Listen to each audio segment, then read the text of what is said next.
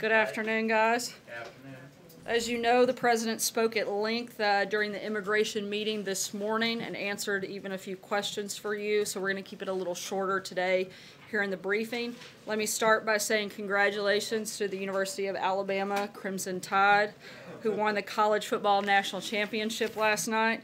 The President had a great time at the game, and needless to say, that was a finish for the ages. I was obviously a little disappointed that the Arkansas Razorbacks weren't in the game, but as I've said many times, the SEC is the best conference, and I was glad to see Alabama and Georgia fighting it out. As I said, we're going to keep it short, so with that, I will take your questions. Major. Can you help us clarify, when the Democrats came out, they applauded the President for organizing the meeting, but said it was their understanding this would be a two-phase process, DACA first, and then other elements that you outlined in your statement second, and that they perceived January 19th, not March 5th, as the deadline for action. Can you explain the President's interpretation of the meeting and that assessment of the Congressional Democrats? Right. The President just concluded what we felt was a very successful and productive bipartisan and bicameral meeting on immigration reform. During the closed-door session, the leadership agreed to negotiate and narrow the focus to 4 issues: border security, chain migration, visa lottery, and DACA. They all agreed that those 4 things would be part of the negotiation, and beyond that, then they could move into additional scope. But at this point, those are the 4 things on the table and the 4 things that we anticipate that they'll be negotiating. Those 4 things are phase 1 from the President's perspective. Correct. And are they tied to January 19th or March 5th? We haven't outlined the date, and I'm certainly not going to negotiate what that date looks like from the podium. That's something that we're going to work with Congress on. But those are the 4 areas that they all agreed at the conclusion of the meeting to narrow the scope and the focus to. John? How confident are you that those 4 things will remain part of phase 1 of this process? Senator Dianne Feinstein posited the idea of doing a clean DACA bill, which the President at first seemed to embrace before only if he embraced, only if you look at what the President's definition of a clean DACA bill is, and within that bill, he thinks that you have to include not just fixing DACA, but closing the loopholes and making sure we have a solution on that front, so we don't create a problem and find ourselves right back where we started in 1, 2, 3 years later. Which is clearly different than her perspective on a clean DACA bill, because she clearly stated that she thinks they should do a clean DACA bill, just handle the Dreamers, and then handle border security as part of comprehensive immigration reform. So is the President setting himself up here for a battle where the Democrats are going to say, no, let's just do DACA, and he's on the other side, and then there's no coming together? I think the President is setting himself up to achieve what everybody in that room agreed they wanted to see happen, and that is a deal on DACA, a deal on border security, talking about chain migration and visa lottery. That's where we are in this process. Those are the 4 principles. Matthew? Thanks. There are 2 quick questions, if I may. First, the Democrats said after the meeting that they support border security measures, and that their understanding is that the President uses the term wall and border security interchangeably. Is that true? We certainly believe that the wall is part of border security. That's one component of it. We firmly, again, believe that border security has to be part of this negotiation and part of this deal. So, and then if, just very quickly, is there any update from the White House on the process of deciding if, and if so, how bump stocks should be regulated? That's something we haven't touched on in a while. Yeah, I know that was something that the ATF was doing a full review on, and we anticipate the results of that to come back, and we'll certainly make a decision once that's been done, but the Department of Justice asked that that take place. Blake? Sarah, thank you. During that meeting, the President also talked about earmarks, saying essentially it could lower the hostility here in D.C. and lead to both sides coming together, but is he not concerned also that it could also lead to runaway spending? Look, the President said you have to be careful with that, and you have to have controls on earmarks. The broader point the President was making is that partisan politics have become a big problem in Washington. We've gotten to a place where Democrats and Republicans are fighting more than they're fixing, and he wants to find different ways to bring more and more Democrats and Republicans to work together on legislation to move our country forward, and he threw that out as one suggestion on how we might be able to do that. On Davos, Sarah, is the President expected to, or is he planning on making this an annual event? him going to Davos, and do you have any details on what days, I believe it's a 4-day event, when he might actually go? We're still finalizing the details on exactly when the president will be there. We don't have any commitments beyond this year at this point, but as we said earlier today in a statement, the president will attend, and he welcomes the opportunity to go there and advance his America First agenda with world leaders, and he is very much looking forward to being part of that process. Margaret? Thanks, Sarah. My question, not shockingly, is also on Davos. During the campaign, the Trump campaign made the decision not to go, and I think the concern at the time was that this is viewed by some as a gathering of global elites, so that wasn't the president's campaign message or message to his base. And obviously, you guys have, your thinking on this has evolved a little bit about who it's a message for and what message you can do, but is this, has his thinking Our thinking hasn't changed at all, just to be extremely clear. The president's message is very much the same here as it will be there, just the same as it was here as it was when he made many stops in Asia. This is very much an America First agenda. The president is still 100% focused and committed to promoting policies that promote strength for American businesses and the American worker, and that's going to be the same whether he's in the U.S. or any other place. What I wanted to ask also is, do you have a fuller picture of that U.S. delegation that you could share with us at this time? We're finalizing the details, but you can expect that a number of senior members of the cabinet and administration will be part of this event. Some will stay for a more extended period of time than the president. Leaders, bilaterals while he's there. Again, we're finalizing the details of the trip. As all those things are locked in, we'll certainly make sure you guys are well aware. Cecilia. Thanks, Sarah. Ivanka Trump praised on Twitter Oprah pretty effusively. She said, "Let's all come together, women and men, say time's up." Is that the message from this White House, the support of this Time's Up movement? Look, I think the message from the White House is obviously that everyone should come together. I think you saw a great example of the president's focus on that and his leadership in that effort by bringing Democrats and Republicans together to talk about a very contentious issue, one that's gone on for years. The debate has never ended in real solutions. We are trying to move that forward, whether it's on immigration or a number of other issues. I think the president's showing his leadership on that front, and we're going to continue to look for ways to bring the country together. Having been on the campaign of a political outsider, what advice would you give a political outsider like Oprah who seems intrigued about the idea of running? I'm not going to focus on anyone's campaign other than President Trump's re-election. I'm sure if she decides to run, which I think the president states he doesn't feel she will, I'm sure she'll have help with that. Is she qualified? Look, I disagree very much on her policies. Is she a successful individual? Absolutely. But in terms of where she stands on a number of positions, I would find a lot of problems with that. But that'd be something she would have to determine and lay out if she made a decision to run and what that campaign would look like. Michael? Can I ask just a question about phase 2 of the immigration issue as the president laid it out today?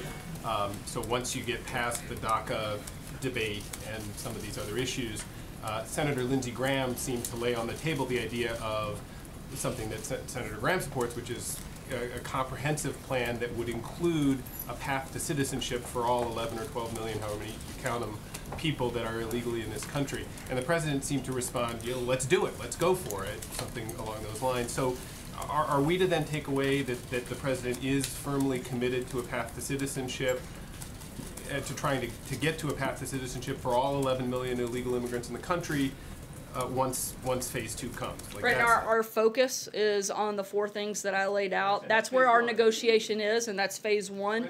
And that's that's our focus and our priority. We're certainly open to talking about a number of other issues when it comes to immigration, but right now, this administration is focused on those 4 things and that negotiation, and not a lot else at this front. Zeke. Thanks, sir. Chief, real quick.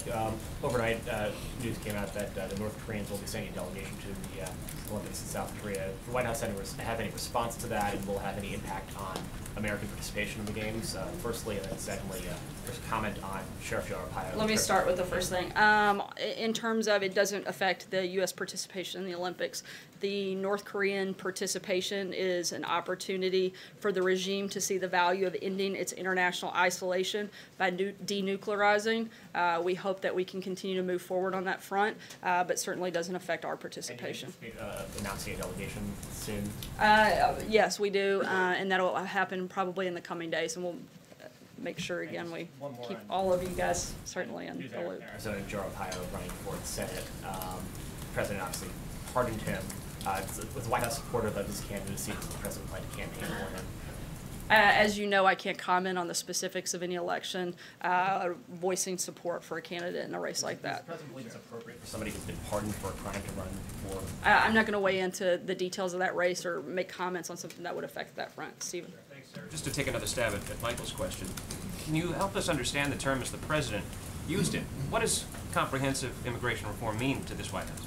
Again, our focus, like I told Michael, is those 4 priorities: border security, ending chain migration, ending the visa lottery system, and coming up with a permanent solution to DACA. That's where we're focused, and that's what we're going to be committed to during this negotiation process. As much as the president today seemed to say, okay, let's go on to comprehensive immigration reform the afternoon. As he said, once we get through this process, he said, let's get this deal done, and then we'll take an hour off, and then we'll move on to the next phase of the negotiation. Right now, this administration is focused on those things and making sure we get that deal done, and then we'll move forward from that point. So Jessica? has the president not decided what comprehensive immigration reform means to him? Look, I'm not going to negotiate with you from the podium. This is something that the leadership agreed to, primarily led by Kevin McCarthy and the president in this meeting, that this would be the focus coming out of today. Let's get a deal on this, and then we'll move forward and talk about other things. Jessica? Sarah, on trade, there's a meeting of trade officials, I understand, at the White House today concerning the trade agenda for 2018.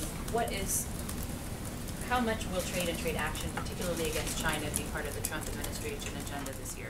Look, we're going to continue to push for making sure we have the best deals possible, certainly deals that benefit the American worker. When we have specifics on that following meetings that take place, we'll keep you guys aware. But our position is going to be to continue to fight for and push for better trade deals that benefit this country and American workers. Jordan? North Korea, if you can just clarify, in the delegation we're sending, are Jared and Ivanka going?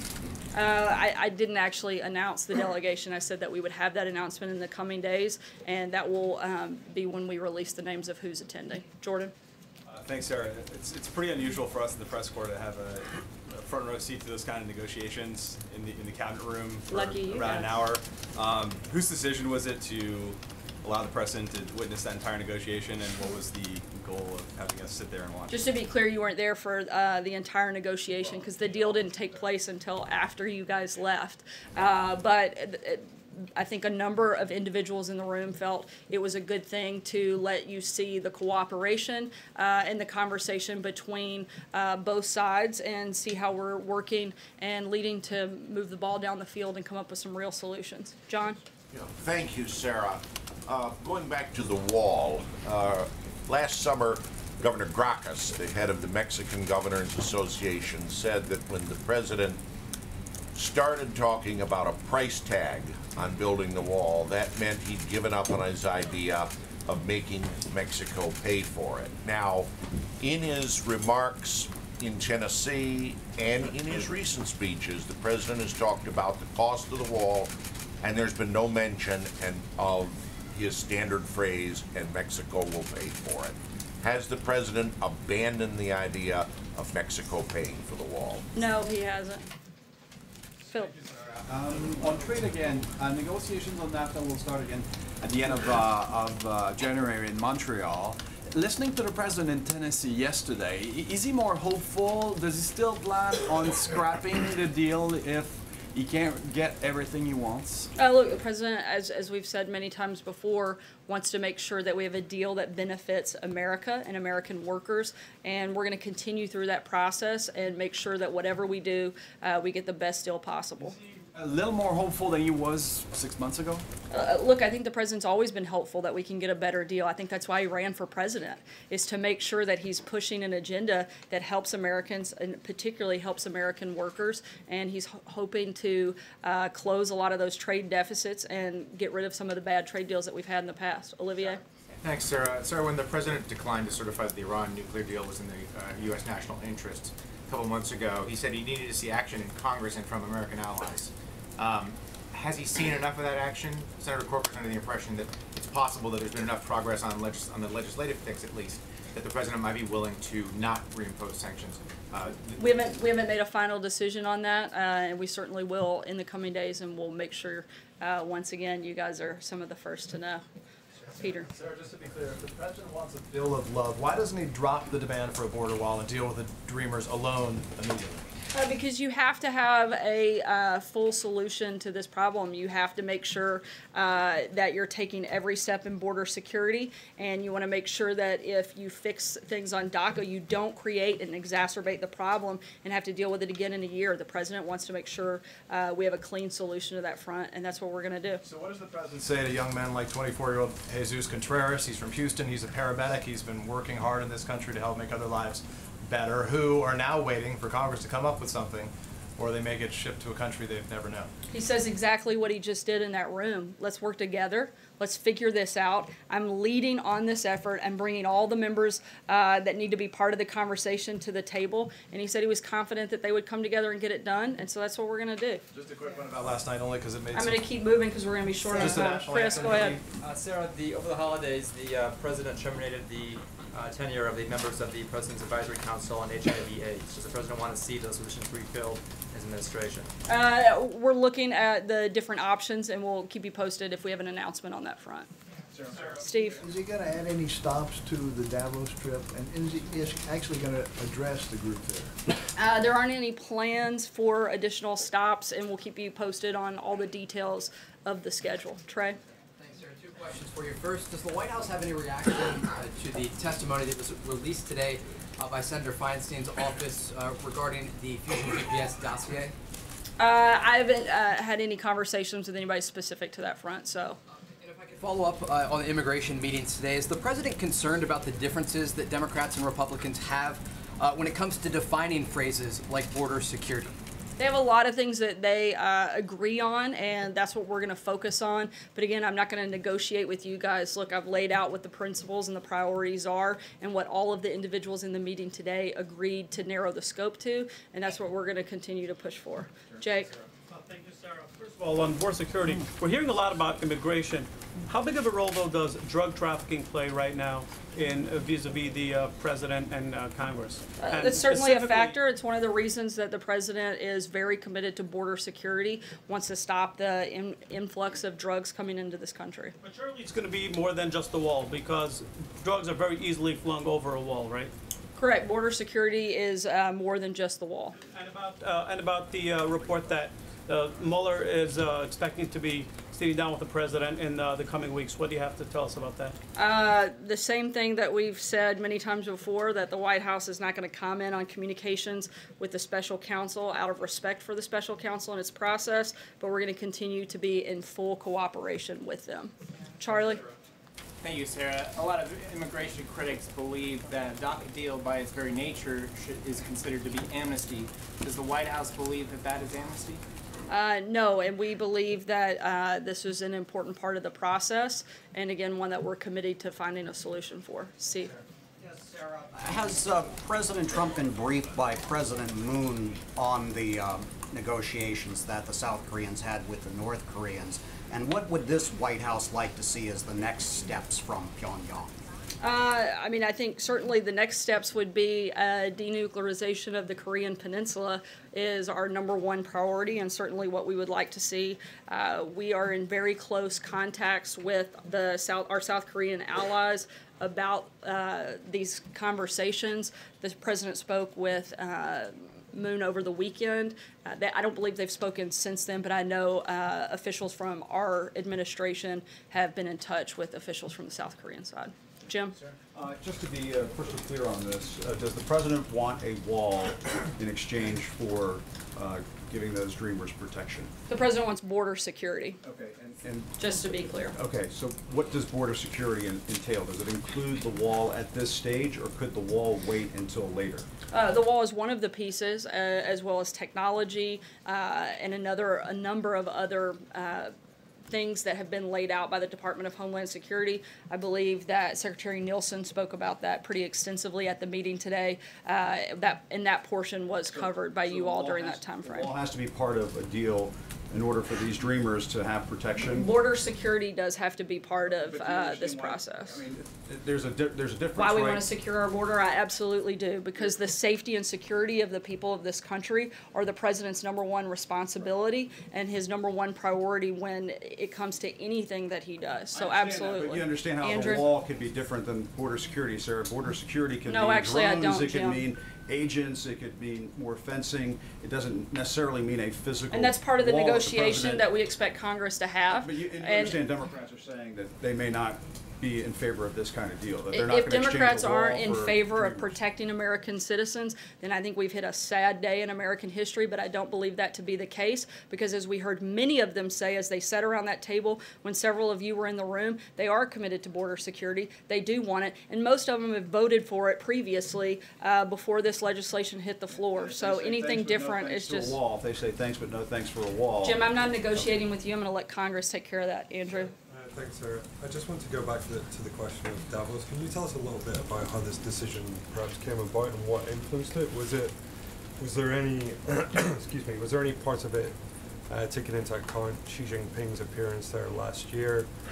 He kind of seemed to take center stage and step into a kind of space that had been left open by the U.S. No, I think it's about the president once again welcoming the opportunity to talk about the America First agenda, and that's what his plan is to do, and that's the main reason that he's going there, is to continue to promote and talk about that with the world leaders that will attend and some of the obviously leaders of the economy in this country.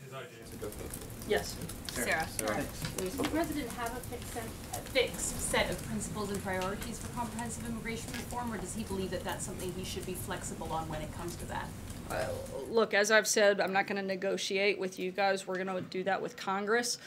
We've laid out what we want right now, and we'll make announcements when we move beyond those 4 priorities that we've laid out. Take one last question. Sarah, the president said on Saturday that Robert Mueller's investigation makes our country look foolish, and he's expressed a similar sentiment a couple times before. But what does he mean specifically about making the country look foolish? I think when we waste the amount of time that we have on something like this that's been very clear from the beginning that there is absolutely nothing to. If we want to look at places where there may be collusion, I think our administration has outlined where we think any special counsel should be focused, and it's certainly not on this president or the president's campaign.